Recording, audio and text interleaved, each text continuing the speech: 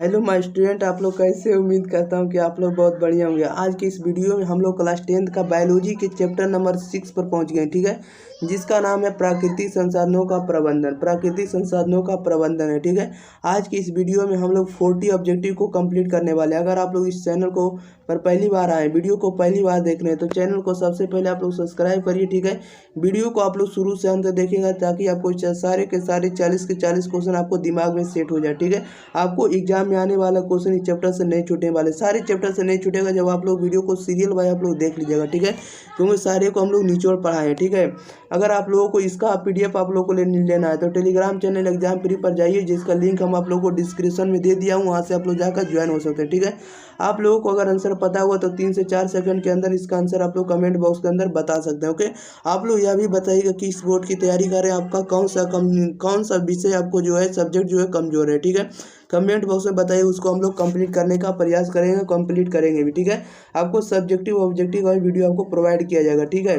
Question number 1 में देखिएगा क्या कह रहा है निम्न में से कौन प्राकृतिक संसाधन नहीं है, बताइएगा निम्नलिखित में से कौन सा जो प्राकृतिक संसाधन नहीं है।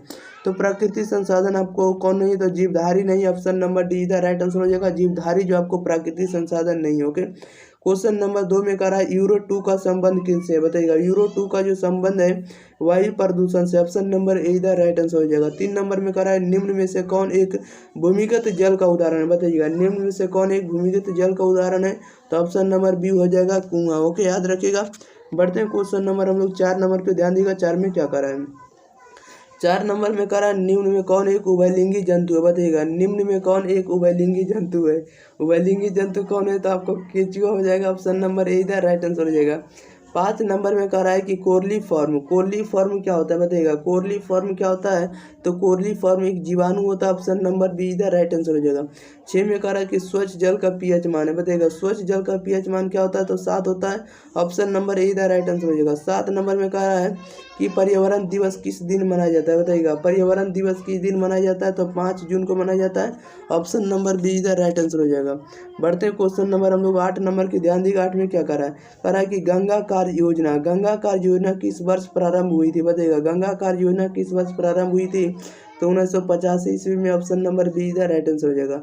9 नंबर में कह रहा है चिपको आंदोलन किस वर्ष प्रारंभ हुआ था, बताइएगा चिपको आंदोलन किस वर्ष प्रारंभ हुआ था, तो 1970 में हुआ था, ऑप्शन नंबर ए इधर राइट आंसर हो जाएगा, याद रखिएगा। बढ़ते हैं क्वेश्चन नंबर हम लोग सीधे 10 नंबर की देखिएगा। 10 नंबर में क्या कह रहा है, ओके। 10 नंबर में कह रहा है कि 10 नंबर में कह रहा है सरदार सरोवर बांध किस नदी पर निर्मित हुआ, बताइएगा सरदार सरोवर बांध किस नदी पर निर्मित हुआ, तो सरदार सरोवर बांध जो है किस नदी पर निर्मित हुआ है, तो नर्मदा नदी पर हो जाएगा, ऑप्शन नंबर सी इधर राइट आंसर हो जाएगा। 11 नंबर में कह रहा है कि साल वृक्षों के वन का लगभग 1272 हेक्टेयर क्षेत्र ग्रामीणों द्वारा बहुत बुरी तरह से निम्नीकृत होने से बचाया गया, बताइएगा साल वृक्षों के वन का लगभग 1272 हेक्टेयर क्षेत्र ग्रामीणों द्वारा बहुत बुरी तरह से निम्नीकृत होने से बचाया गया। किसने बचाया गया, तो यह जो बताया गया मिदनापुर से, किसमें बताया गया, मिदनापुर में, ऑप्शन नंबर ए इधर राइट आंसर हो जाएगा। 12 में कह रहा है कि वनों के संरक्षण के लिए निम्न में से किस प्रक्रियाओं को नियंत्रित करने की आवश्यकता होती है, बताइएगा वनों के संरक्षण के लिए निम्न में से किन प्रक्रियाओं को नियंत्रित करने की आवश्यकता होती है, तो यह जो होती है आपको पेड़ों की अंधाधुंध कटाई को रोकना होगा, अतिचारण से रोकना होगा, और खनन के लिए, ओके, ऑप्शन नंबर डी इधर राइट आंसर हो जाएगा, ये सभी, ओके। बढ़ते हैं क्वेश्चन नंबर हम लोग 13 नंबर में देखिएगा। 13 नंबर में क्या कर रहा है, कह रहा है वही पदार्थ जो जैविक प्रक्रम द्वारा अपघटित हो जाते हैं क्या कहलाते हैं, बताइएगा वही पदार्थ जो जैविक प्रक्रम द्वारा अपघटित हो जाते हैं उसे हम लोग क्या कहते हैं, तो उसे हम लोग जैव निम्नीकरण कहते हैं, ऑप्शन नंबर ए इधर राइट आंसर हो जाएगा। 14 में कह रहा है पर्यावरण को बचाने के लिए 3 प्रकार के आर का प्रयोग किया जाता है, बताइएगा वही क्या है, इसका राइट आंसर बताइएगा, तो वही जो आपको है रिड्यूज है, रिसाइकल है, रीयूज है, ओके, ऑप्शन नंबर ए हो जाएगा रिड्यूज, रिसाइकल और रीयूज, ओके। क्वेश्चन नंबर 15 में कह रहा है कि जैव विविधता के विशिष्ट स्थल क्या कहलाते हैं, बताइएगा जैव विविधता के विशिष्ट स्थल क्या कहलाते हैं, तो विशिष्ट स्थल जो कहलाते हैं वो आपको वन निकालाते हैं, ऑप्शन नंबर बी इधर राइट आंसर हो जाएगा।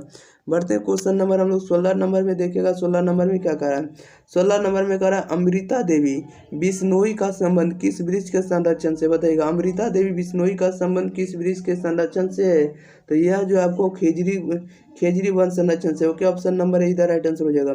17 में करा प्राकृतिक जल मार्ग पर जो डैम कंक्रीट अथवा छोटे कंकड़ से बनाए जाते हैं उन्हें क्या कहते हैं बताइएगा। प्राकृतिक जल मार्ग पर जो डैम कंक्रीट अथवा छोटे कंकड़ से बनाए जाते हैं उन्हें हम लोग क्या कहते हैं, तो उन्हें हम लोग कहते हैं चेक डैम कहते हैं, okay, option number be the right answer हो जाएगा, चेक डैम।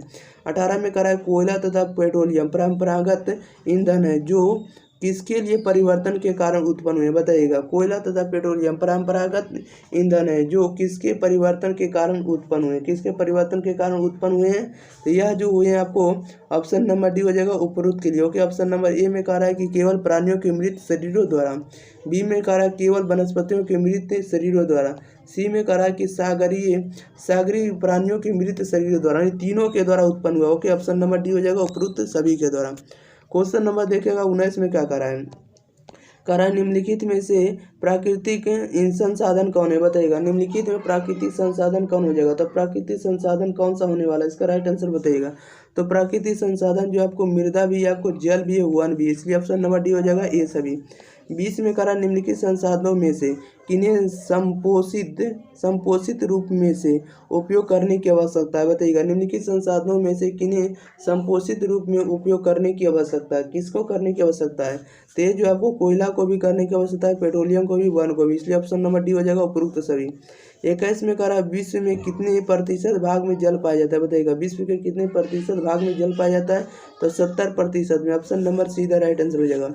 22 नंबर में कह रहा है कि निम्न में से सबसे ऊंचा बांध कौन है बताइएगा। निम्न में से सबसे ऊंचा बांध कौन सा है, तो टिहरी बांध है, ऑप्शन नंबर ए इधर राइट आंसर हो जाएगा।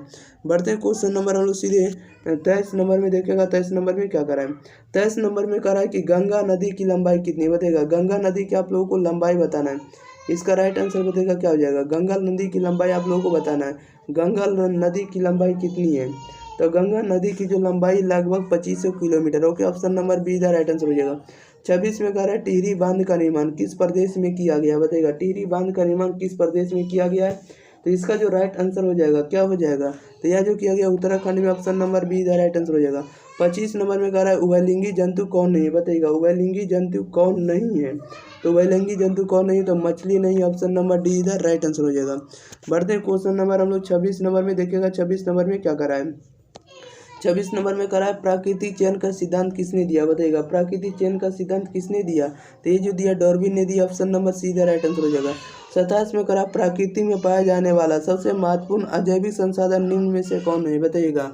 प्रकृति में पाया जाने वाला सबसे महत्वपूर्ण अजैविक संसाधन निम्न में से कौन सा है, तो ये जो आपको जल है, ऑप्शन नंबर इधर राइट आंसर हो जाएगा।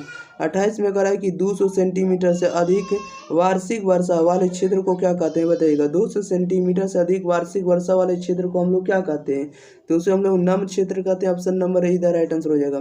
क्वेश्चन नंबर 29 में करा हिमाचल प्रदेश में स्थानीय सिंचाई की व्यवस्था को किस नाम से जाना जाता है बताइएगा। हिमाचल प्रदेश में स्थानीय सिंचाई की व्यवस्था को किस नाम से जाना जाता था, इसका राइट आंसर बताना है, तो ये जो जाना जाता है कुल के नाम से जाना जाता है, ओके। ऑप्शन नंबर बी इधर राइट आंसर हो जाएगा। बढ़ते हैं क्वेश्चन नंबर हम लोग 30 नंबर में देखेगा। 30 नंबर में क्या करा है, करा कि चिपको आंदोलन के अग्रणी नेता कौन थे बताइएगा। चिपको आंदोलन के अग्रणी नेता कौन थे, तो सुंदर लाल बहुगुणा कौन थे, सुंदर लाल बहुगुणा, ऑप्शन नंबर इधर राइट आंसर हो जाएगा। 31 में करा जैव निम्नीकरण अवशिष्ट निम्न में से कौन है बताइएगा। जैव निम्नीकरण अवशिष्ट निम्न में से कौन है, तो कौन सा हो जाएगा आपको, तो ऑप्शन नंबर डी हो जाएगा इनमें से सभी, ओके। मल मूत्र भी हो जाएगा, वाहित मल भी हो जाएगा, और सी में करा पेड़ पौधे की मृत शरीर, यानी जैव निम्नीकरण का अवशिष्ट अंग हो जाएगा, ओके। क्वेश्चन नंबर 32 में करा जैव निम्नीकरण अपशिष्ट निम्न में से कौन नहीं है बताइएगा, कौन है, इसका राइट आंसर आप लोगों को बताना है। तो यह जो हो जाएगा इनमें से सभी हो जाएगा, शीशा भी हो जाएगा, आर्सेनिक हो जाएगा, और रेडियोधर्मी पदार्थों के। क्वेश्चन नंबर देखिएगा 33 में करा जल दिवस कब मनाया जाता है बताइएगा। जल दिवस कब मनाया जाता है, तो जल दिवस जो 23 मार्च को मनाया जाता है, ऑप्शन नंबर सीधा बी इधर राइट आंसर हो जाएगा, ओके। बढ़ते हैं क्वेश्चन नंबर हम लोग सीधे 34 नंबर में। 34 नंबर में कह रहा है कि कॉलीफॉर्म मनुष्य के शरीर में कहाँ पाया जाता है बताइएगा। कॉलीफॉर्म मनुष्य के शरीर में कहाँ पाया जाता है, तो यह जो पाया जाता है आपको आंत में पाया जाता है, ऑप्शन नंबर इधर राइट आंसर हो जाएगा। 35 नंबर में कह रहा भारत सरकार ने बांध संरक्षण योजना कब प्रारंभ की थी, बताइएगा। भारत सरकार ने बांध संरक्षण योजना कब प्रारंभ की थी, तो यह जो की थी आपको 1970 ईस्वी में। Option number be the right answer हो जाएगा। 36 नंबर में कह रहा निम्न में से कौन सा पर्यावरण अनुकूलन नहीं है, बताइएगा। निम्न में से कौन सा पर्यावरण अनुकूलन नहीं है, कौन सा नहीं है, तो आपको मोटरसाइकिल से चलना, ये आपको पर्यावरण अनुकूलन नहीं है। Okay, option number see the right answer हो जाएगा। 37 नंबर में कह रहा है, देखिएगा 37 में कह रहा है निम्न में कौन गंगा प्रदूषण के लिए उत्तरदायी नहीं है, बताइएगा। निम्नलिखित में से कौन सा गंगा प्रदूषण के लिए उत्तरदायी नहीं है, तो ऑप्शन नंबर ए हो जाएगा, गंगा में मछली पालना, ये आपका गंगा प्रदूषण के लिए उत्तरदायी नहीं है। ओके, क्वेश्चन नंबर 38 में कह रहा है कि सुरगम किस राज्य की जल संग्रहण व्यवस्था, बताइएगा। सुरगम किस राज्य की जल संग्रहण व्यवस्था, इसका राइट आंसर बताना। तो यह जो आपको है केरल की है, option number see the right answer हो जाएगा। 39 में कह रहा है कर्नाटक में जल संग्रहण स्थान को क्या कहा जाता है, बताइएगा। कर्नाटक में जल संग्रहण स्थान को कहा जाता है, क्या कहा जाता है, इसका राइट आंसर बताइएगा। तो यह जो कहा जाता है एरिस कहा जाता है। Okay, option number A the right answer हो जाएगा, एरिस। बढ़ते हैं क्वेश्चन नंबर 40 की ओर। 40 नंबर में कह रहा है कि BS4 का संबंध किससे, बताइएगा। BS4 का संबंध किससे, इसका राइट आंसर बताना। तो BS4 का जो संबंध है यह आपको वायु प्रदूषण से। Okay, option number see the right answer हो जाएगा। अब देखिए इस वीडियो में सारे के सारे हम ऑब्जेक्टिव कंप्लीट करा दिए, यानी ऑब्जेक्टिव ही नहीं, हम बोल सकते हैं कि सारे के सारे बायोलॉजी आपका कंप्लीट हो गया। ठीक है, अगर आप लोगों को वीडियो पसंद आता तो वीडियो को लाइक जरूर करें, भाई बहन के बाद जरूर शेयर करें, चैनल को जरूर सब्सक्राइब करें और दोस्तों के पास भी शेयर करें। ठीक है, आप लोग यहाँ फेसबुक, इंस्टाग्राम, जहाँ तहाँ वीडियो को आप लोग सेंड कर सकते हैं। ओके, हम लोग मिलते हैं अगले वीडियो के साथ, तब तक के लिए thank you for watching this video, धन्यवाद।